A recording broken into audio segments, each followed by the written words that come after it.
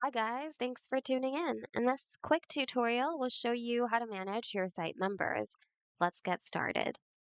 On your site's dashboard, go to Customers and Leads, then go to Contacts. Your contacts are also your site members. This is where you'll see all of them, as well as their corresponding information.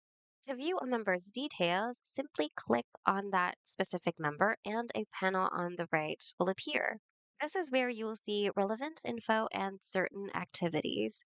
This is also where you can manage them.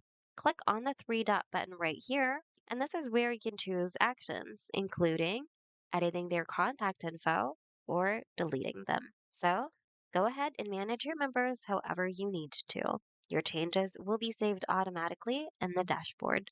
And that's it. Hope this video was helpful. If you need more Wix tutorials, check out our channel and consider subscribing as well. Thanks for watching and see you guys in the next video.